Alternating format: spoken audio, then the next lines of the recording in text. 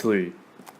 20리길을 부지런히 걸었으나 한낮쯤 되어서야 철영이는 숨막골에 당도하였다.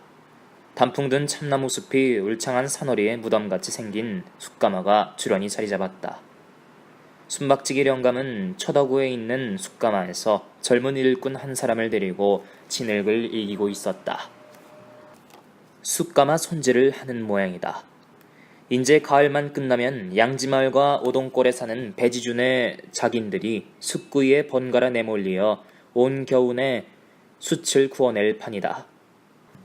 재작년 수리산을 손에 넣은 때로부터 배지준은 이 노름을 벌려 단 한 목 단단히 벌었다. 빈지게를 걸치고 나타난 철용이를 보자 정갱이를 걷어올리고 진흙을 밟아 이기던 순막지기 영감은 깜짝 놀라서 쳐다보았다. 내가 웬일이냐? 숯 도토리 내려보내래요. 아니 일전에 내려간 숯도 그냥 있을 텐데 무슨 숯을 또 약 때리는 데 쓴다고 갓 구워낸 참나무 숲을 가져오래요. 무슨 귀신약을 데리기에.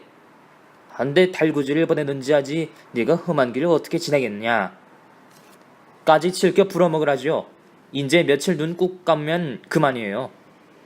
치근한 빛으로 건너다 보던 순막지기 영감도 고개를 끄덕거렸다. 참 그렇지. 한데 주사나우리한테 올해엔 놔준다는 딱실한 다짐을 받았느냐? 일전에 백만이는 다른 소리를 하더라는데. 죽을 때까지라도 부려먹고 싶겠지요. 그렇지만 문서장에 금년까지라고 쓰여있는데요 뭐.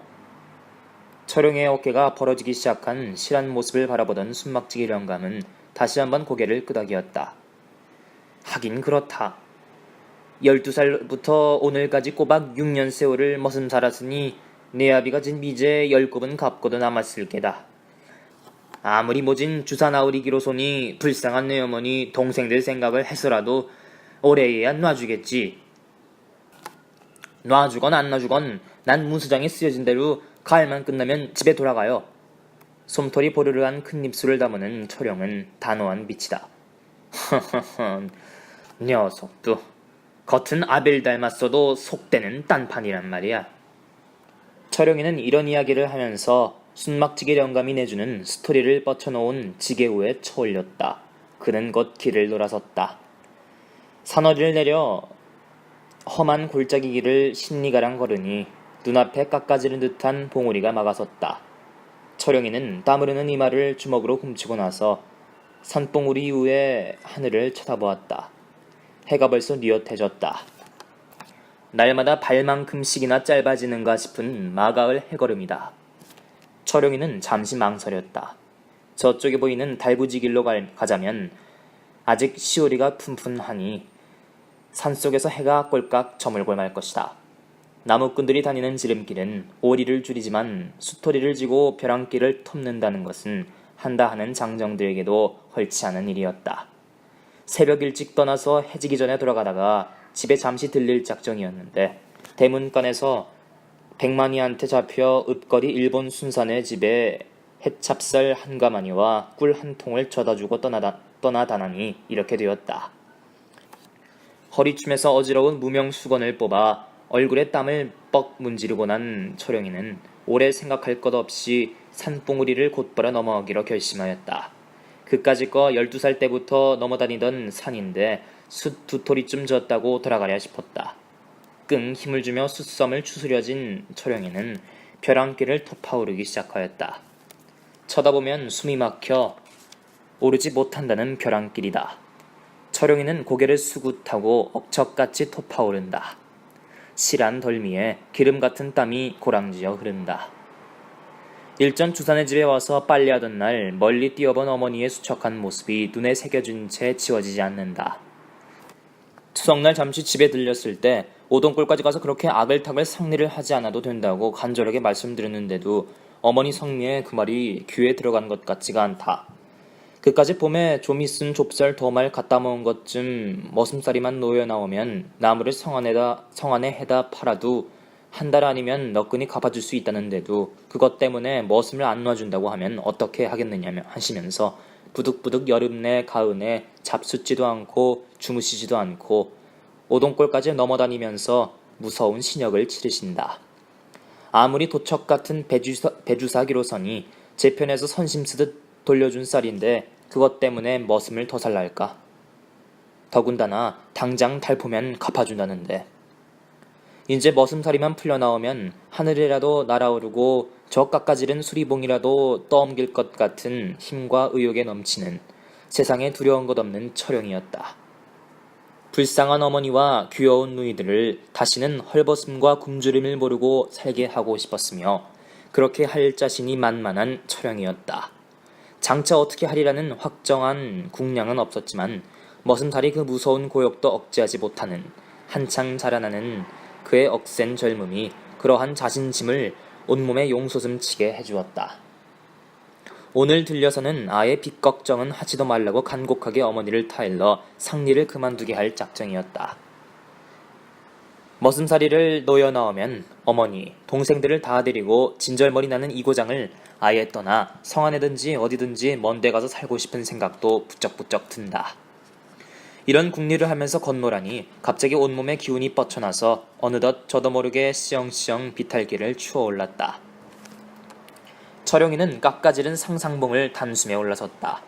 탁 트인 봉우리 저편에서 찬바람이 넘어와 땀 흐르는 목덜미를 시원하게 씻어준다.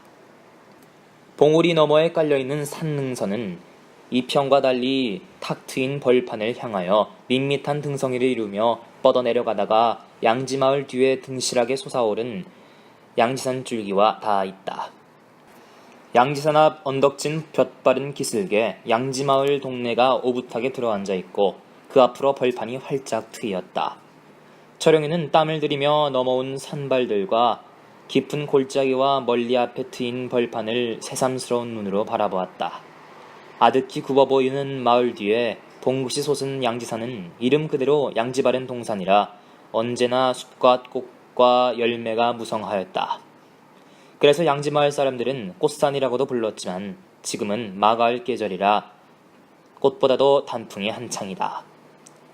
양지산의 햇빛 바른 등성이와 맑은 시내 흐르는 골짜기와 층층 떨어지는 벼랑에 이른 봄 진달래로부터 시작하여 복숭아, 살구꽃, 수수꽃다리, 원추리, 철쭉, 참나리, 굴대, 매발톱꽃 등 온갖 꽃이 여름을 지나 가을까지 세철 산을 덮고 무성하게 피어나더니 지금은 면무더기 푸르른 다복솔숲을 내놓고는 일매지게 빨간 단풍이 들었다. 악몽 같은 머슴살이는 6해 전 바로 이맘때 차가운 마가을 비 내리는 날 저기 양지산 너머 골짜기에 아버지를 묻던 날로부터 시작되었었다. 이른봄 풀이 돋기 시작할 때부터 늦가을까지 아직 뼈마디도 연글지 않은 12살 어린 것이 수십 마리의 돼지를 해종일 저 양지산과 수리산 줄기에 가파로운 비탈과 깊은 골짜기로 몰고 다니며 풀을 먹여야 했다. 이른봄 풀이 돋기 시작할 때부터 늦가을까지 아직 뼈마디도 연글지 않은 12살 어린 것이 수십 마리의 돼지를 해종일 저 양지산과 수리산 줄기에 가파로운 비탈과 깊은 골짜기로 몰고 다니며 풀을 먹여야 했다. 13살 나던 해였던가. 늦가을 어느 날 새끼 돼지 한 마리를 잃어버리고 밤새껏 헤매던 일. 지주집 뒤우란 오동나무에 비끄러 매워 매를 맞던 일. 추억만 하여도 묵은 상처를 건드리는 듯 가슴이 저리다. 좀 자라서는 겨울이면 이근방 산중에서도 제일 높고 험한 수리봉 산발과 골짜기들을 넘나들며 나무를 해야 했다. 가둑나무 따위 아무 나무나 한다면 가까운 데에도 흔한 것이 뗄나무였으나 배지준 여편네는 꼭 밥맛 좋고 불땀 있는 쌀이나무만 해오란다. 눈보라 사나운 이십리 수리봉 벼랑길을 하루 두 번 나무짐을 지고 넘는 소년의 어깨에는 멍이 들었고 귀와 발은 얼어서 진물이 흘렀으며 발톱은 시커멓게 죽어서 빠졌다. 박달나무가 얼어서 터진다는 말을 소년은 저 수리봉 숲속에서 제 눈으로 보고 거짓말이 아니라는 것을 알았다. 어느 해 겨울이었던가 어슬막 칼바람 사나운 양지 산등성이에서 나무찜을 지고 내려가다가 기다리던 어머니를 만났던 날이. 어머니는 품속에서 금방 구워낸 듯 싶은 따끈따끈한 감자 몇 알을 꺼내어 쥐어주셨지. 꽃분이와 순이한테 갖다 주라고 한사코 안 받으니까 성을 내고 욕을 하시면서 끝내 조끼주머니에 우겨 넣어주시고 나서는 얼어서 헐어터지고 진물이 흐르는 내 귀를, 내 얼굴을 품에 쌓아넣으시고 눈물 지으셨지. 철영이는 저도 모르게 눈곱이 찡해졌다. 쓰라린 추억이 갈피갈피 스며있는 산과 골짜기와 마을과 벌판의 전경이 흐릿해진다. 철영이는 입술을 꽉 깨물고 억세게 도리를 흔들었다. 인제는 그 쓰라린 추억과 아주 작별할 때가 왔다. 무엇 때문에 가슴 터지는 생각을 자꾸 하겠는가. 어서 가서 어머니와 보고 싶은 귀여운 동생들을 만나자. 철영이는 지게 멜바에 어깨를 들이밀고 작대기를 뽑은 다음 두 발을 뻗디디고 힘있게 일어섰다. 얼마쯤 내려오던 철영은 어느 트렁바위 밑에서 걸음을 멈추었다. 바위 틈에 철쭉꽃나무 한 그루가 소담한 덤불을 이루고 자라났다. 철영은 싱긋 웃더니 지게를 내려놓았다. 숫섬에 꽂아놓았던 낫을 뽑아들고 철쭉꽃나무 밑을 뚜지기 시작했다. 떠내고 보니 철쭉꽃은 보기 드물게 잘 자랐다. 밑구르는 팔뚝같이 실한데 곁까지는 또 무수하게 퍼졌다. 정이 떠낸 나무를 바라보는 철영이의 눈앞에는 나무를 보고 좋아할 꽃분이와 순이의 얼굴이 떠올랐다. 철영이는 싱긋이 웃었다. 그리고 주저없이 허리에서 무명수건을 뽑아서 뿌리를 쌌다. 철영은 꽃나무를 숫섬 위에 덧쳤다. 명년봄에는 어머니랑 동생들이랑 함께 마당에 이 철쭉꽃이 피는 것을 보게 되겠지. 이런 생각을 하면서 철영이는 무릎을 땅에 꿇고 앉으며 지게 멜바에 한쪽 어깨를 들이밀었다. 작대기를 짚고 끙 힘을 주며 일어서려는데 아래쪽에서 부스럭부스럭 숲덤불 헤치는 인기척이 났다. 중얼중얼 말소리도 들려온다. 앞을 가렸던 가둑나무 숲이 와삭와삭 설레이더니 숲속에서 빈지게를 걸친 사람 둘이 나타났다. 야, 철영이구나.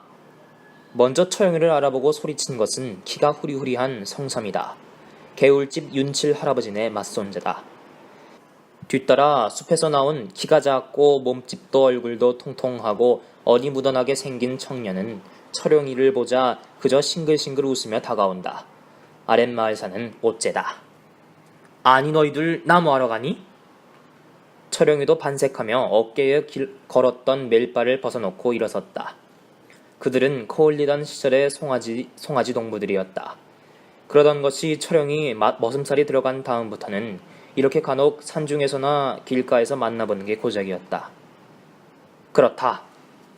자라면서 목이 성큼 빠지고 콧날도 대뚝한 게 제법 대장부 꼴이 잡힌 성삼이는 서글서글 웃는 낯으로 다가오면서 하는 대답이었다. 날이 저물겠는데 이제 산에 들어간단 말이냐?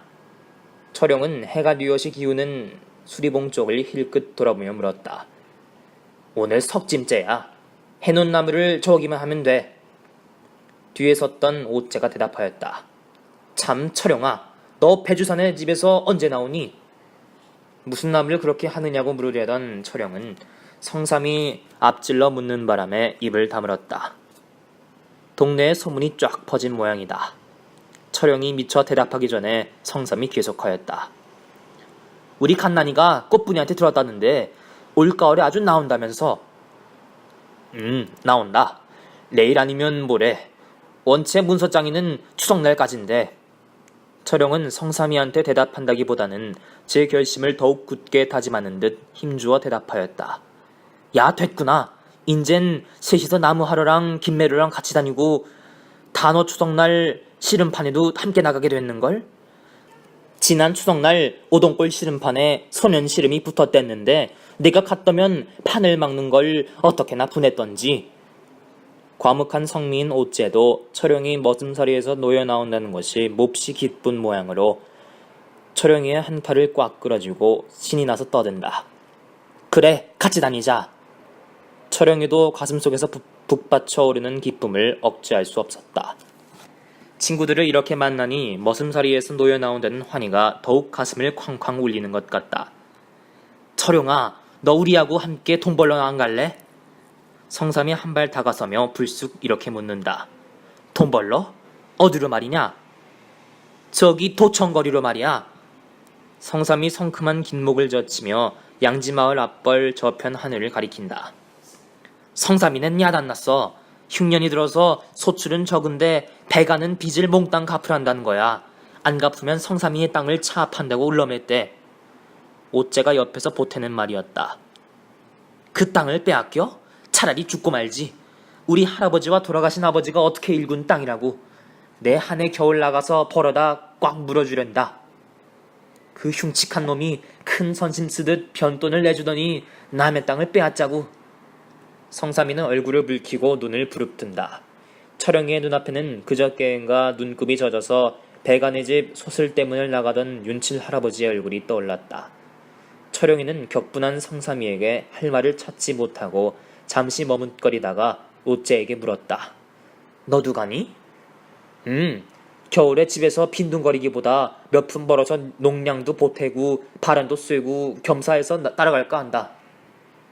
거기 가면 무슨 돈벌이 할 때 있더다냐. 700리나 되는 그 먼 데를. 철용은 성삼이와 옥제의 얼굴을 번갈아 바라본다. 경기가 좋대.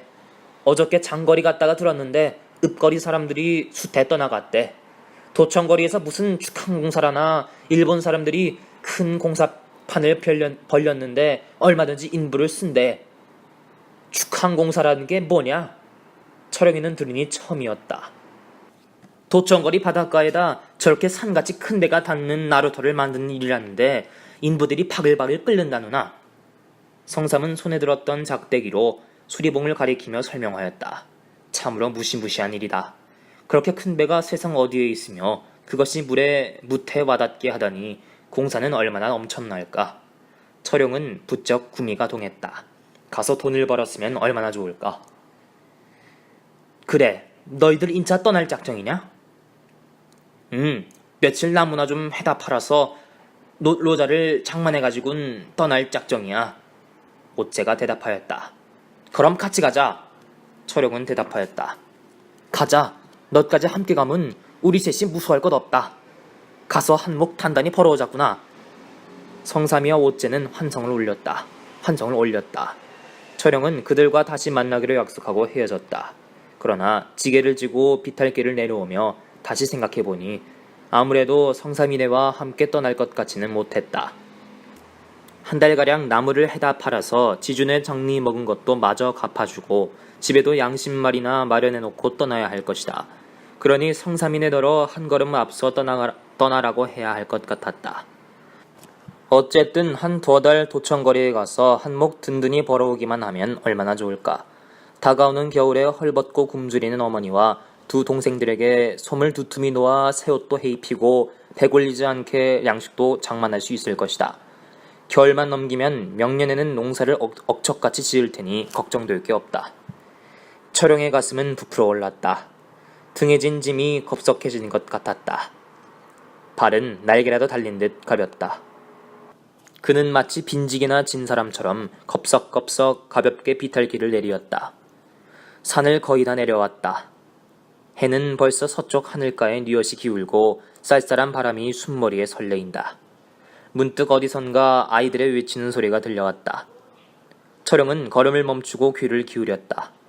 오른편 나무들이 무성한 숲속에서 들려온다. 급한 소리 같기는 하나 뭐이라고 하는지 알아들을 수 없었다. 설핀 저녁볕이 단풍 든 수부에 어리었다.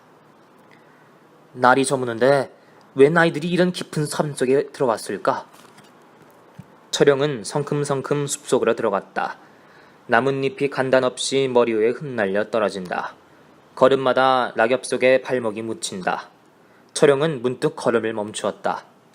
저편 나무줄기 사이로 대여섯 살 난 낯슴직한 계집애가 커다란 돌배나무 밑에 서서 나무 종소리를 쳐다보며 소리치고 있다. 아니야, 거기. 계집애는 말이 모자라 안타까운 듯 뒤꿈치를 들고 손가락으로 나무 꼭대기를 가리킨다. 가만히 있어. 나도 봤어. 막대기가 닿지 않아 그래. 조금 더 올라갈게 기다려. 나무 위에서 대답하는 것도 역시 처녀의 목소리였다. 아니, 너희들이. 철영이의 눈이 휘둥그레졌다. 털썩 그 자리에 지게를 내려놓은 철영은 아이들 쪽으로 달려갔다. 소리치면 나무 위에 꽃분이가 떨어질 것 같아서 부르지도 못하고 허둥지둥 달려갔다.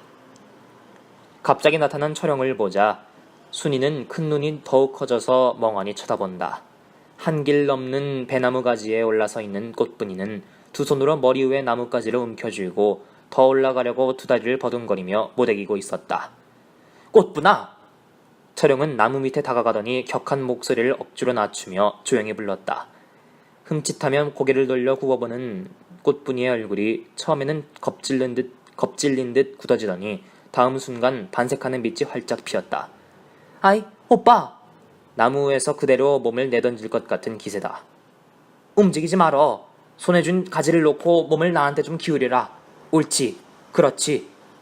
철영은 꽃분이를 덥석 안아 내려놓고 나서야 안도의 숨을 내쉬었다. 오빠! 그제야 순이도 소리치며 달려와 철영에게 매달린다.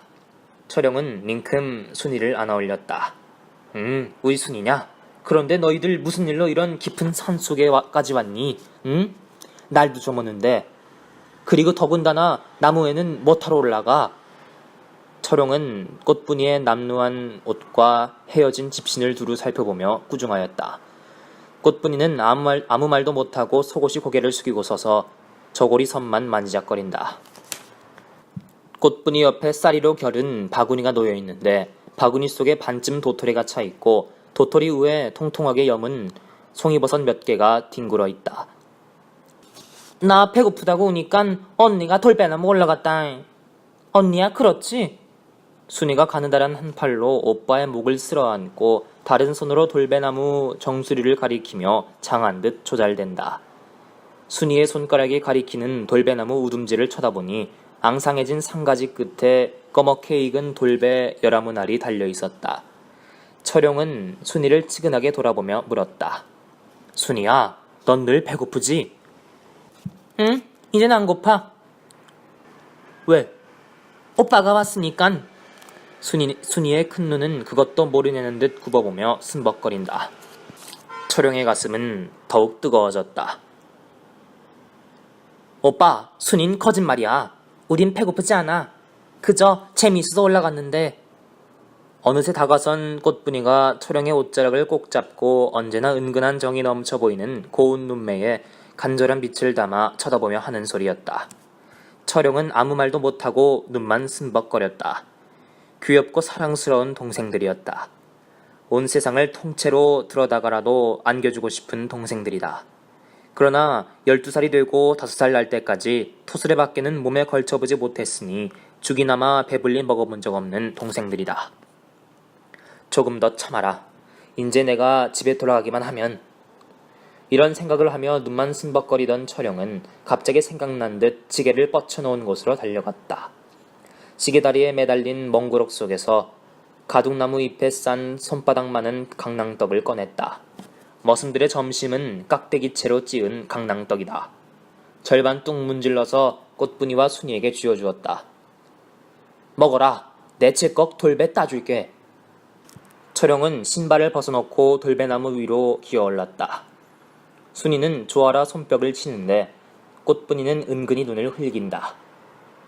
아침 한곁은 갓난이와 함께 양지산 숲속에서 도토리를 한 바구니 가득 주었다. 점심을 먹고 갓난이를 또 찾아갔으나 갓난이는 어머니 시중들 일이 있어서 못 가겠다고 하였다. 갓난 어머니는 늘 몸이 불편해서 갓난이가 집안일을 절반은 맡아 거둔다. 순이와 함께 다시 양지산 숲속에 들어갔으나 도토리가 없었다. 그래서 한 발 두 발 들어온 것이 어느덧 양지산을 넘어 수리봉 기슭까지 왔다. 그런데 순이가 배고프다고 주저앉아서 할 수 없이 돌배나무에까지 올라갔다가 오빠한테 들켰다. 엄마가 알면 얼마나 꾸지람할까. 산에 들어가지 말라고 신신당부하였는데 게다가 몰래 모아두려던 도토리도 들켰다. 참. 꽃분이는 속이 상했다. 그러나 꽃분이의 작은 가슴에 잠겼던 시름은 인차 가뭇없이 날아가고 말았다. 돌배나무에 높이 올라간 오빠가 배에 달려있는 상가지를 와락와락 잡아 흔들었던 것이다. 돌배가 낙엽 깔린 땅 위에 후둑후두둑 떨어져 뒹굴었다. 야! 순이와 꽃분이는 뒹구는 돌배아를 따라 달려갔다. 서쪽 하늘 끝에서 해가 빨갛게 타는 무렵에 새 오람누이는 양지산 등성이를 넘었다. 철영이 들썩들썩 지고 내려가는 지게 위에는 순이가 앉아서 한 손으로 지게뿔을 잡고 다른 손으로 돌배를 먹으며 깨드득거리고 꽃분이는 종종 걸음으로 오빠를 따르며 무엇이라 쉼없이 이야기한다. 처음에는 오늘 새벽에 꾼 희한한 꿈 이야기를 하였다. 그런데 오빠도 엄마처럼 껄껄 웃더니 네가 크노라고 그런 꿈을 꾼다고 하여 꽃분이를 실망케 하였다. 그러나 꽃분이는 다시 오늘 아침 순이가 좋아하는 접중화가 핀 이야기를 하였다. 그러자 오빠는 몹시 신기해하며 말하였다. 그럼 나도 이제 집에 들려서 구경 좀 할까? 정말? 꽃분이는 기쁨을 억제하지 못하여 오빠의 저고리 자락을 붙잡고 쳐다보았다. 내가 언제 거짓말 하던. 인제 가서 우리 함께 저 철쭉꽃도 심고. 아이 좋아라. 꽃분이는 좋아서 깡충깡충 깨꾸막질을 하며 따라온다. 오빠야. 이번에는 머리 위에서 순이가 부른다. 철영은 고개를 젖히고 돌아보았다. 한 손으로는 지게뿔을 잡고 다른 손에는 먹던 돌배를 든 순이가 눈을 깜짝거리며 굽어본다. 저렇게 눈을 깜짝거릴 땐 무슨 엉뚱한 소리를 하여 어른들을 웃긴다. 왜 그러니? 그때 말이야. 오빠가 갖다 준 거 있지. 밑도 끝도 없는 말에 철영은 눈만 쓴벅거렸다. 내가 너 조그말 때 갖다 준 거 있잖니. 빨간 거. 갑사댕기 그러니? 아니 먹는 거 말이야. 빨간 타래 같은 거. 대추 말이냐? 그래 대추. 오빠야 대추 맛있어. 돌배보담네.